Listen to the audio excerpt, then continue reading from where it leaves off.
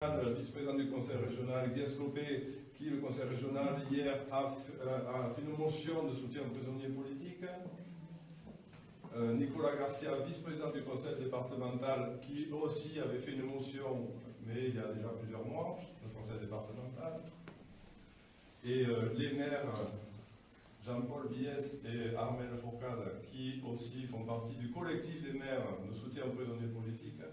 Disons qu'on a beaucoup d'élus qui se sont positionnés dans le département depuis un an, depuis un peu plus d'un an. Et je trouve ça très important pour la suite par rapport au Sud, mais pour la suite aussi démocratique en Catalogne Nord et au-delà, vu la situation actuelle en Europe et même dans le monde et les montées des extrêmes. Cette position forte que prennent les élus dans le département, autant à la région qu'au département qu'aux mairies, on n'a pas pu avoir ce soir le sénateur du département aussi qui s'est positionné clairement il y a quelques jours. Ça a eu un impact fort en France, très fort. Donc ça vient de Catalogne Nord, on pousse depuis la Catalogne Nord et ça, moi personnellement ça me réconcilie avec la politique et avec nos représentants. Et je trouve que c'est important actuellement où les gens perdent confiance dans la politique, vont plus voter, etc. Et je pense que voilà, je les remercie à tous pour l'engagement qu'ils ont montré. Moi, je suis heureux aussi de plusieurs choses. La première chose, c'est qu'on se retrouve ici avec des élus d'opinions différentes, politiquement, qui sont dans des partis qui sont différents, et dans des partis, ils ont milité. Enfin, moi, je n'ai pas milité, mais on se retrouve dans toutes les opinions politiques, mais dans des partis qui défendent d'abord la démocratie. Et je crois que ce qui est important dans cette défense de la Catalogne Sud et des prisonniers en Catalogne, c'est pas le fait qu'on défende l'indépendance de la Catalogne, la droite, la gauche, on défend des principes démocratiques, et en les défendant à eux, on se défend à nous. On défend notre démocratie, on défend l'Europe, on défend ce qu'on représente, on défend finalement la République, quoi, pour laquelle on est élu.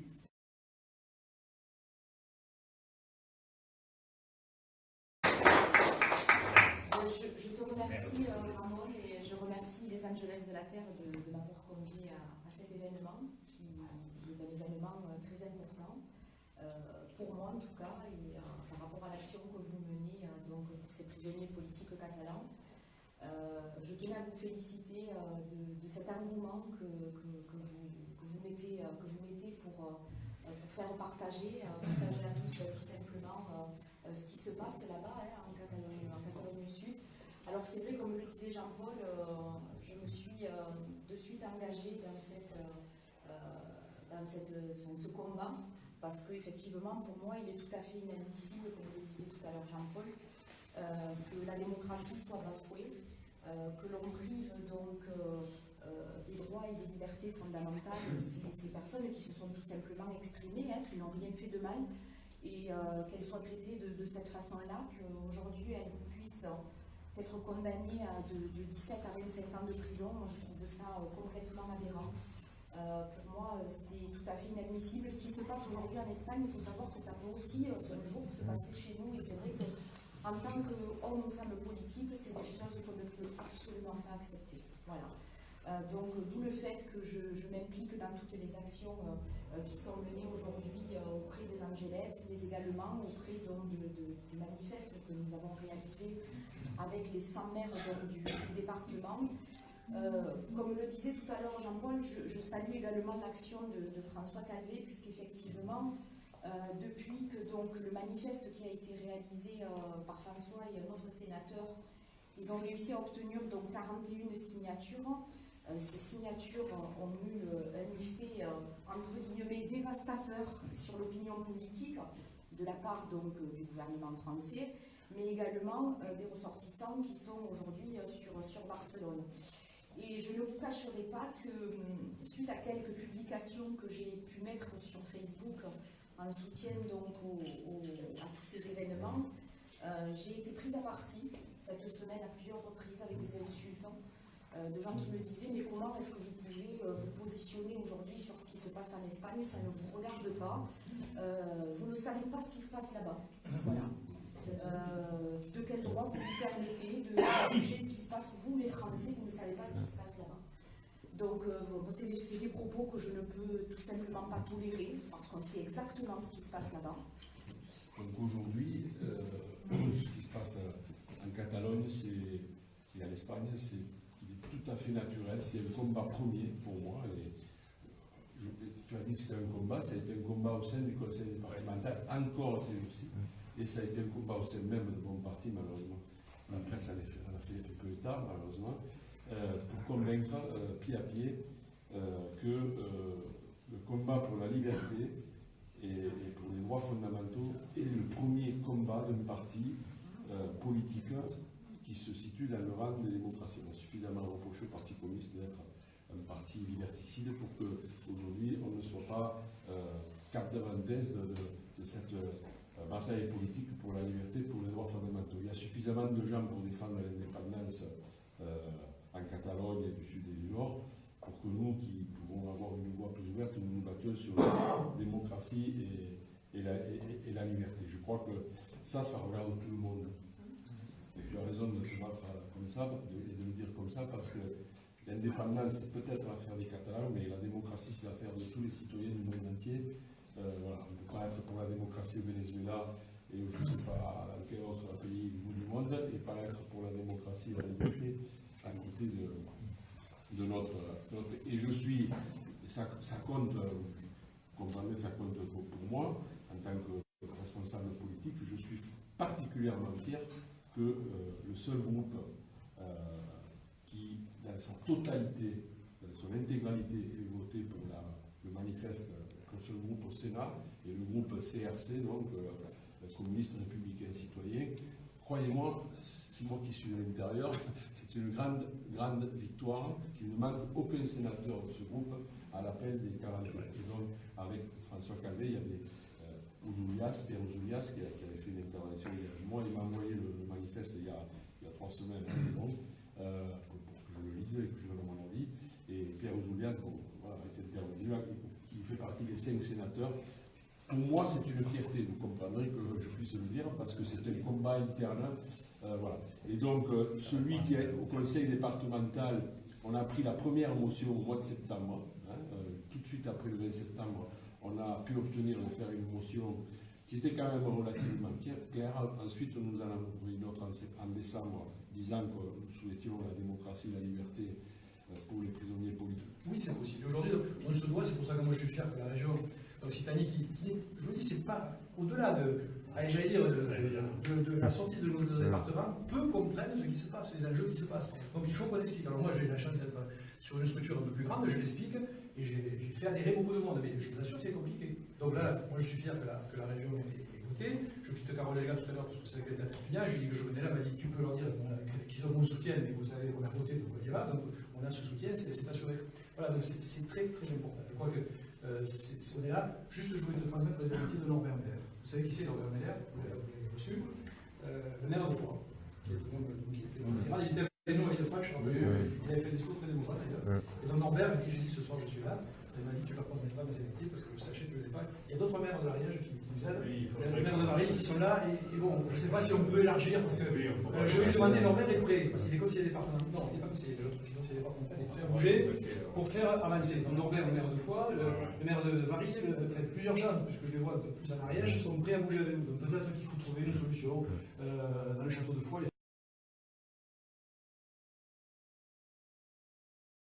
Les images parlent d'elles-mêmes, il y a une injustice évidente. Et donc, au-delà, c'est pour ça d'ailleurs qu'on retrouve des gens de toutes les options politiques, au-delà de l'option individuelle de nous-mêmes, il y a un positionnement éthique. C'est-à-dire, où on est pour un humanisme, c'est-à-dire un respect de la démocratie, un respect des personnes, si vous voulez, un respect des idées différentes des nôtres. Ou bien, si vous voulez, on est d'accord avec les dictatures, avec des gens qui, sous une couleur démocratique, finalement, gouvernent de façon dictatoriale. Voilà. Et ça, je crois que beaucoup de gens ne le perçoivent pas. On n'a pas besoin d'avoir une idée politique claire sur ce qui se passe en Catalogne. Le positionnement, il est très simple. Est-ce qu'on peut accepter ces injustices?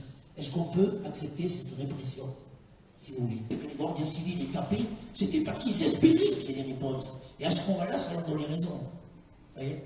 Voilà. Et là, le comportement de la société civile catalane, il est exemplaire.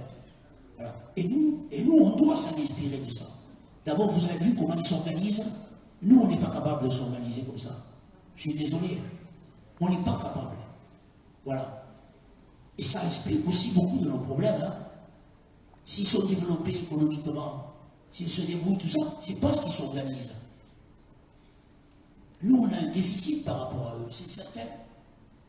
Voilà. Hein, si vous voulez. Ça me paraît fondamental. Ces deux choses-là, cette capacité de s'organiser pacifiquement, respectueusement, collectivement.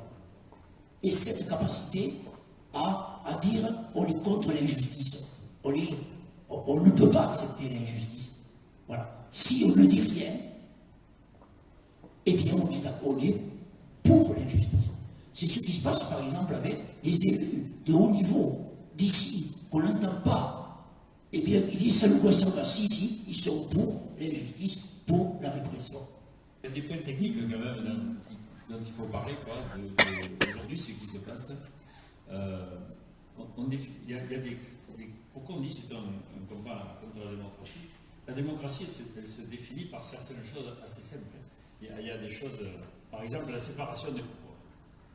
La séparation des pouvoirs, c'est un truc qui date de Montesquieu et des philosophes français. C'est ce qui a défini la démocratie.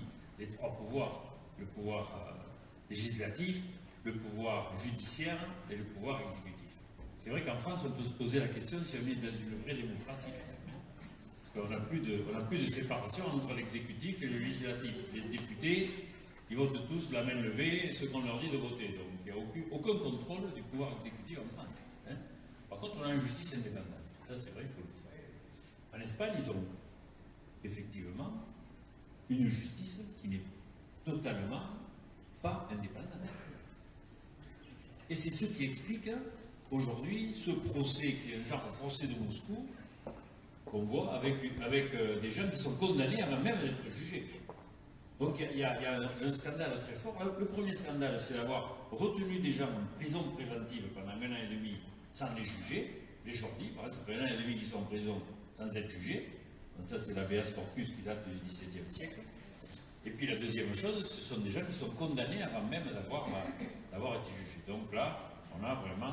la démocratie, c'est ça, la séparation des pouvoirs et le respect des minorités. Si on n'a pas ces deux éléments fondamentaux, on n'a pas de la démocratie. Oui. Oui, il y a quelque chose qui vient de se produire là ces jours-ci, qui est très très intéressant, et qui montre bien d'ailleurs, je pense que l'opinion publique en France a un peu perdu ce que c'était la démocratie. Parce que j'ai entendu, enfin j'ai lu, hein, on a pu le lire dans l'Indépendant, le lire dans Facebook, que le gouvernement a reproché aux sénateurs leur attitude. Mais ça, c'est l'inverse de la démocratie. Parce que, si vous voulez, ça, c'est une aberration totale. Que dans un pays comme la France, le gouvernement puisse reprocher à des sénateurs quelque chose, c'est l'inverse. Parce que, si vous voulez, voilà comment elle est bâtie, la démocratie. Il n'y a pas longtemps, hein. Voilà. Les sénateurs et les députés sont nos représentants. C'est le peuple qui fait la loi, à travers des représentants élus, sénateurs et députés. Donc, la voix du peuple, c'est eux. La voix de la France, c'est les sénateurs et les députés. Et le gouvernement, on lui dit exécutif. Il exécute ce que les parlementaires veulent, c'est-à-dire ce que le peuple veut. Je suis très étonné d'avoir été étonné de voir ces visages, de voir ces gens, de voir cette organisation. Et là, franchement, je félicite les gens qui ont fait ce film, qui devrait être vu tout le temps, par tout le monde, par tous ceux qui ont des idées, des préjugés sur ce que sont nos amis de la Catalogne Sud, nos cousins, nos parents hein, de Catalogne Sud. Et là, j'ai été vraiment frappé de voir cette intelligence d'organisation, ces gens qui arrivent à se taire, à ne pas bouger devant une violence bon, on les convoque et ils ne répondent pas parce qu'ils savent qu'on attend d'eux une réponse violente. Enfin, moi j'ai été très sensible de voir ces visages, de voir ces gens, et je trouve que ce film est admirable. Donc il y a une exemplarité d'un civique, un civisme qu'on a un peu perdu, nous, hein. Un civisme qu'on a un peu perdu, un civisme presque pas naturel, mais qui vient vraiment de la société. Hein. La politique, elle est là, quoi. Il y a cette exemplarité de ce pacifisme, cette envie de... Alors, après, il y a le débat de l'indépendance. Il ne faut pas non plus l'occulter, le débat de l'indépendance. Parce que le débat de l'indépendance, c'est un débat qui va... C'est le débat des régions contre les centralismes. Et ce débat des régions, on l'aura au cours des élections européennes. Quelle Europe on veut? Est-ce que c'est une Europe des nations anciennes et tout? Et on voit bien que les Catalans, là aussi, il y a quand même, on peut être pour ou contre l'indépendance, mais il y a quand même une exemplarité aussi, vouloir gérer les problèmes au plus près des gens. Et ça, et eux, ils ont leur identité, leur langue, leur force économique et tout pour défendre même une indépendance totale. Mais au-delà de ça, il y a quand même cette idée qui doit... Quelle Europe on veut? Est-ce qu'on veut une Europe des États issus des rois, ou est-ce qu'on veut une Europe des grandes régions, capable de s'autogouverner, capable de se gérer au plus près, capable de mobiliser une société, le quartier, la ville, le département? Est-ce qu'on veut cette Europe-là, ou est-ce qu'on veut l'Europe des nations, avec des gens à Paris qui décident pour nous, avec des lois qui sont appliquées depuis l'île jusqu'à la Méditerranée sans aucune... Voilà. Et ce débat, il est posé en Catalogne. Je crois que... Depuis le 19e siècle, c'est pas vieux ça. Les nations gèrent depuis un centre. Pas toutes, hein. Mais la France, par exemple, est un exemple, je dirais, même totalement exacerbé de ça. Voilà.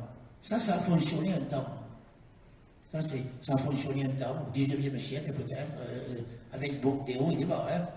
Ça a entraîné la colonisation, ça a entraîné beaucoup de choses.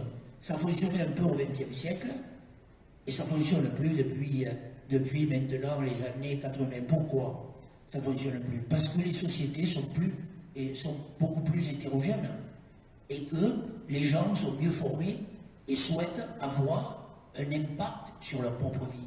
Ils ne souhaitent pas que les ordres arrivent comme ça, par le préfet, depuis amont. C'est pour ça que ça ne marche pas. Et plus on est éloigné du centre comme nous, plus on souffre de ça. Parce qu'on est traité, gouverné par des gens qui pensent centre, alors que nous, on est à la périphérie. Si vous voulez. Et ça, c'est la rupture, une partie de la rupture, elle est là. C'est-à-dire qu'il faut se prendre en charge de plus en plus et avoir des formes d'autonomie dans un ensemble qui est le pays, qui est l'Europe. Mais on ne peut pas, si vous voulez, être géré de la même manière que dans le Nord, en Alsace ou ici. Jusqu'à cette semaine, le gouvernement français a refusé, nous sommes les seuls dans l'État français, à ce qu'il y ait un office de la langue catalane. Ça a été accepté cette semaine, mais à l'arraché. Et l'État nous fait la grâce de donner à partir de cette année, normalement en février 100 000 euros. Ouais, ça leur semble... Et le représentant de l'État ne sera pas comme prévu le ministre de la Culture, le ministre de l'Éducation, on avait demandé la Culture, ce sera simplement le préfet de région. Et l'argument a été, et c'est écrit, ça a été écrit à la région, ça a été écrit au département, l'argument a été, si on nous l'a refusé jusqu'à présent, qu'avec ces incidents qu'il y a eu en Catalogne, ça pouvait quand même entraîner des choses graves pour le nord de ce pays. Vous parliez du rêve espagnol de centralisme, il rêve d'être un État français, finalement, parce que l'État français, ça fait 300 ans qu'il a réussi à nous faire croire que nous, en périphérie, on ne compte pas beaucoup, et que l'effort national prime avant tout, et qu'on fait partie d'une grande nation, et que nous, on doit se mettre en retrait, que nos impériaux doivent se mettre en retrait, notre culture doit se mettre en retrait, à la faveur du centre, à la faveur de l'État parisien, même, j'ai envie de dire. Donc c'est important, je trouve qu'on souligne vraiment quelque chose d'important, et vous le faites vous en tant qu'élu, et c'est nous aussi de le porter en tant que citoyen, de dire qu'on a des besoins spécifiques, On a des valeurs spécifiques et qui sont tout à fait nobles et qu'il faut pouvoir les mettre en saillance. Alors c'est vrai que nous les Angelets, là, on est en train de prendre un petit tournant, notamment avec une histoire de label pour les prochaines élections, dont on pourra vous parler un petit peu plus pour accompagner certains candidats qui le souhaitent dans la mise, la valorisation de nos particularités à nous en Catalogne.